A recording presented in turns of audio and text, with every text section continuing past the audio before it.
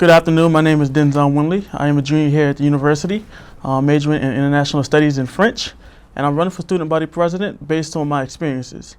I remember my experience in the Senate, a body of which you're supposed to feel a part of. You know, it's an integral part of student government. But during my tenure there, I still felt disconnected from the executive in the process. I'm running because I remember my experience as an off-campus student, all the issues associated with being an off-campus student, and feeling as if student government did not have a care or a reason to extend its hand to aid those students off campus. I run for student body president again because I remember my experience as a freshman in the Senate when Chase Mizell was president, and the Senate was debating word order on a bill. Imagine that. And I remember standing up saying that this body, you know, even though I've been here only for 3 months, focuses on trivial things. And it doesn't take the time to include those in the conversation who need to be discussed. And that is still true today. So I'm running for student body president because I have a 14-point plan that is more than just restructuring student government. It's including those people who have been left outside of the process, from our off-campus students and their issues with transportation, from our non-traditional students who are seldom discussing student government. I even have a plan to aid those in the international community so that they can get out of their bubble and better assimilate into the university. I'm running for student body president because I'm passionate about the need for student government to be out there for the students. So currently the Senate is apportioned by the college in what students are in. So say you're a student within the College of Arts and Sciences. There are currently 12, 13 seats for that college. But right now, the Senate has 50 seats and only 29 people are running. The Senate has never been filled during my tenure here at the university, and it wasn't filled before my time. So what I'm hoping to do to, one, create that opportunity for the Senate to become filled and for senators to actually get out there and get to know their constituents and for their constituents to know their senators. What my administration will look at is creating a new formula for apportionment because, like I said, again, currently it's based on the colleges. So each college has a set number of senators. But in actuality, all those colleges do not send people to represent them. Do not have people who would like to represent them. So what I will hope to do is create an apportionment formula based off of student location on campus and residence halls so that people can know their senators. The senators can have somewhere to go to better communicate what's going on within student government.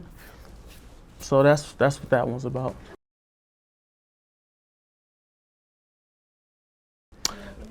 No, what I want to do regarding off-campus students, the University of Florida has their apportionment system based off also how students who live off campus. So university-sponsored housing such as the Village, Stadium Suites, Copper Beach, they're all located in almost together. I'll say like on the other side of town, they're Casey's Riverside or Casey Cove or whatnot. I would hope to include representatives from those districts as well to be a part of the Senate reapportionment plan, because that's where a large number of our students actually reside, you know. But so many people live on campus, and student government tends to forget that there are thousands of students who live off campus. So to answer your question, those people would be included, including non-traditional students who may live in the area.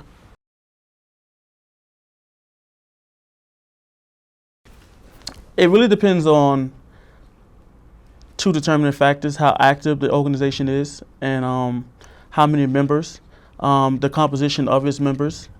Is it a diverse crowd? Is it a very active student organization that, you know, does a lot, may not do a lot on campus, but, you know, they meet regularly?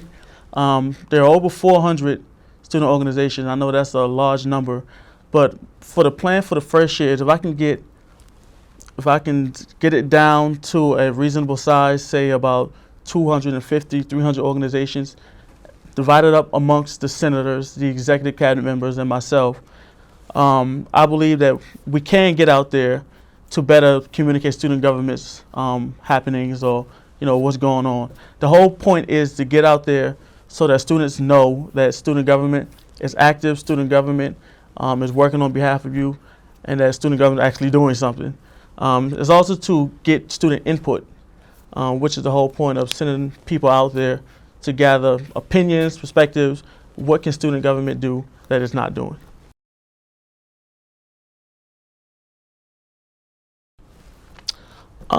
Student government needs to do a better job of advertising itself, advertising all the resources available to students. As for me, I plan to hold, say, monthly press conferences outside the Leadership Center so that it can give students an opportunity to come by, hold me accountable.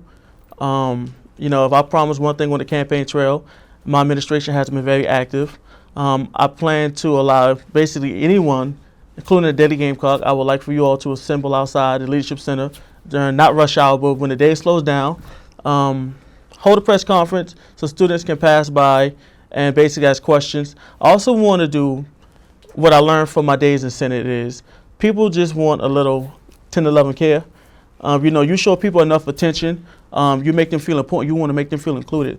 So at least for me, I would love every week to sit down with members of the freshman council, the Senate, leaders of student organizations and some of their members to have a luncheon, you know, so that, again, we can hit on a personal level so that everything isn't work in conjunction with, again, sending student senators out there, executive members out there, just to make sure that student government has a presence in the university.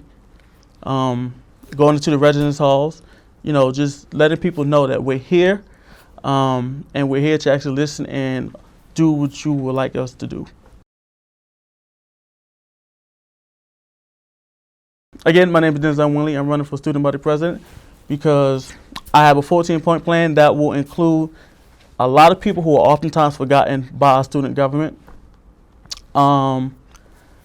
You know, our campus went through so much last year in regards to protest movements, race relations. I really feel as if it's time for someone to become student government president who has an all-encompassing view of the issues affecting our campus. I believe student government needs a bold leader, someone who would not be afraid to go before the board of trustees and appropriate administration officials to say that this university needs a multiculturalism class in its generated requirements, so that people are better educated to know that everything just is not black or white. Student government needs to do a better job of reaching out to students.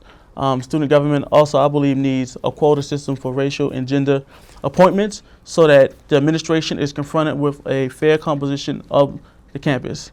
As you can see on the paper, my plans are very bold. I will hope to be a very active administration, and I hope that I can get your vote. Thank y'all.